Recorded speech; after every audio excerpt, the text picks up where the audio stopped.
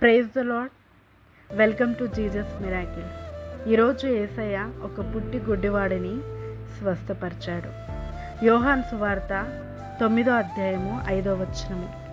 నేను ఈ లోకములో ఉన్నప్పుడు లోకమునకు వెలుగునని చెప్పెను. ఆయన ఇట్లు చెప్పి నేల మీద ఉమ్ము వేసి ఉమ్ముతో బురద చేసి వాని కనుల మీద ఆ బురద పూసి నీవు సిలోయము కోనేటిలోకి వెళ్ళి అందులో కడుక్కోమని చెప్పెను. సిలోయము అను మాటకు పంపబడిన వాడని అర్థము. వాడు వెళ్ళి కడుక్కొని చూపు గలవాడై వచ్చాను. ఇక్కడ మరి యేసయ్య పుట్టి గుడ్డివాడిని అంటే పుట్టుకతోనే జన్మించినప్పటి నుంచే మరి అతనికి చూపలేదు. మరి మనము తెలుసుకున్నాం కదా, ఆదాము నీ యేసయ్య ఎట్లా చేశాడంట, మట్టితో చేసినప్పుడు మరి నాసిక రంధ్రములో ఆయన జీవాత్మ ఊదిండు. అందుకని మరి యేసయ్య ఉమ్ములో ఏముంది, జీవాత్మ ఉంది. ఆ ఉమ్ము నేల మీద అంటే మట్టి మీద వేసి ఎక్కడైతే ఆ పుట్టుక ప్యాచ్ ఉందో మరి ఆ కనుల మీద పూసినప్పుడు మరి వెళ్ళి మరి నువ్వు కోనేటిలో కడుక్కో అన్నప్పుడు ఆ కళ్ళు తెరవబడ్డాయి. మరి శరీరము మట్టి అయిపోతుంది అని అంటారు కదా, నిజమే. మరి దేవుడు ఆ విధంగానే మట్టితోనే మరి ఆదాముని మరి తయారు చేశాడు. మరి ఆయన అదే విధముగా ఎక్కడైతే ఆయనకి లోపం ఉందో, ఆ గుడ్డితనం ఉందో పుట్టుకతో, అది మళ్ళీ తిరిగి మరి అది దేవుడు సమకూర్చి అక్కడ అతని కళ్ళు తెరిచాడు. మరి అన్ని సంవత్సరంలో ఆయన బాధపడ్డాడు, ఆయన తల్లిదండ్రులు బాధపడ్డాడు. మహిమకరముగా మరి దేవుని మహిమ కనిపించడానికి మరి ఇట్టి కార్యము దేవుడు చేసి ఉన్నాడు. పుట్టుకతో ఏ విషయంలో నువ్వు బాధపడుతున్నా, ఒక కాలు చిన్నగా ఉన్నా, ఒక కాలు పెద్దగా ఉన్నా, మరి తల వెంట్రుకలు ఊడిపోతున్నాయని నువ్వు బాధపడుతున్నావేమో, అవునా, కండ్ల సమస్యలతో బాధపడుతున్నావేమో, రెటీనా ప్రాబ్లంతో బాధపడుతున్నావేమో, సైట్తో బాధపడుతున్నావేమో, కడుపు నొప్పితో బాధపడుతున్నావేమో, ఏదైనా ఇన్ఫెక్షన్తో, పుట్టుకతో ఎలర్జీ, స్కిన్ ఎలర్జీతో బాధపడుతున్నావు. ఏ విషయమైనా పుట్టుకతో అయినా మధ్యలో వచ్చిననైనాను, మరి ముఖ్యంగా ఇక్కడ పుట్టి గుడ్డివాడిని స్వస్థపరిచాడు. మరి అతన్ని స్వస్థపరచడమే కాదు, అతన్ని స్వస్థపరిచిన తర్వాత అనేకులు నేను ఎలా స్వస్థపరిచాడు, ఏం చేశాడు, నీ కండ మీద ఏం పెట్టాడు, ఏ బురద పెట్టాడు, ఎలా ఉమ్మేశాడు అన్నీ అడిగినప్పుడు నాకు తెలియదు ఆయన ఏం చేశాడో, నా కళ్ళు అయితే వచ్చినాయి. దేవుణ్ణి మహిమకరంగా అక్కడ మహిమపరచడానికి మరి ఆయన మహిమ మరి అందరి ఎదుట కనపరచడానికి యేసయ్య అద్భుతం చేశాడు.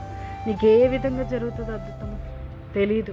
మరి నిన్ను చూసిన వారు అనేకులు మరి ఎలా జరిగింది, నీకు దేవుడు ఉన్నాడు కనుకనే ఈ విధంగా జరిగిందని దేవుని నువ్వు మహిమపరచేలాగా దేవుడు నీ జీవితంలో గొప్ప కార్యాలు జరిగిస్తాడు. ఆయన్ని ఆశ్చర్య కార్యాలు నీ ఎడల జరిగిస్తాడు. నీ జీవితాన్ని చూసి, నీ గతాన్ని చూసి, ఇరుగు పొరుగు వారు అనే మాటలని, ఇతరులు అనే మాటలని చూసి నువ్వు బాధపడ్డావేమో. మరి అతను కూడా మరి పుట్టుకతో అంటే ఎందుకు ఈ జీవితం అని అనిపించిండొచ్చు, నీకు కూడా చాలాసార్లు అనిపించిండొచ్చు, ఇలా ఎందుకు ఇట్లా బ్రతికేదానికన్నా మరి ఇంకా ఎందుకు అని అనిపించిండొచ్చు. దేవుడు చెప్తున్నాడు ఈరోజు, ఇది మహిమార్థమే. దేవుడు నీ ఎడల ఒక గొప్ప కార్యము చేసి ఆయన నామాన్ని మహిమపరచుకోవడానికే ఈ సమస్య.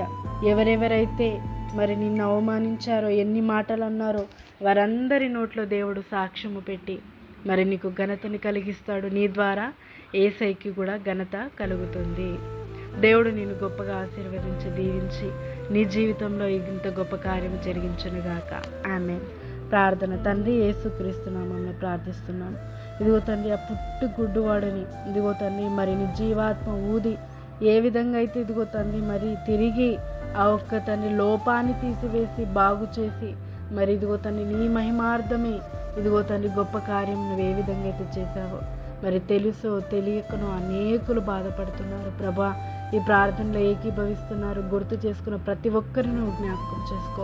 పుట్టుకతో ఏ లోపం ఉన్ననో, ఏ డిజీజ్ ఉన్ననో, ఏ ప్రాబ్లం ఉన్ననో, ఏ ఇన్ఫెక్షన్ ఉన్ననో ఈరోజు బాగు చేయవాడు నీవే, విడిపించేవాడు నీవే. నీవు ఈరోజు జీవాత్మని వారిపై ఊదుతున్నావు దేవా. నీవే ఉన్నావు వారిలో పరిశుద్ధాత్మ దేవా. నీవే సహాయం చేయి. మరి వ్యాపారంలో కానీ, ఉద్యోగంలో కానీ, మరి నేను ఏది చేసినా సక్సెస్ అవ్వట్లేదని బాధపడుతున్నారేమో, నీ మహిమార్థమై మరి వారందరినీ చూసి అవమానించారేమో, గొప్ప సాక్ష్యాన్ని ఈరోజు నువ్వు తెచ్చినందుకు వందనాలు. నీ మహిమార్థమై వారు జీవించినట్టుగా ఆశీర్వదించమని నీకే కృతజ్ఞతాస్తుతులు చెల్లిస్తూ యేసు నామమున ప్రార్థిస్తున్నాము తండ్రి, ఆమేన్. దేవుడు మరి ప్రతి ఒక్కరికి సాక్ష్యముతో నింపబోతున్నాడు. ఆపోజిట్ అంటే ఇప్పటివరకు నెగిటివ్ అంతా మీకు పలికినారేమో, మీ పైన మాట్లాడినారేమో, దేవుడు వాటన్నిటిని పాజిటివ్గా చేస్తాడు. మరి అందరి పక్షంలో అందరు ఉన్నారేమో, నీ పక్షంలో ఎవరు లేరేమో, దేవుడు నీ పక్షంలో ఉన్నాడు. హల్లెలూయా, ఆమేన్.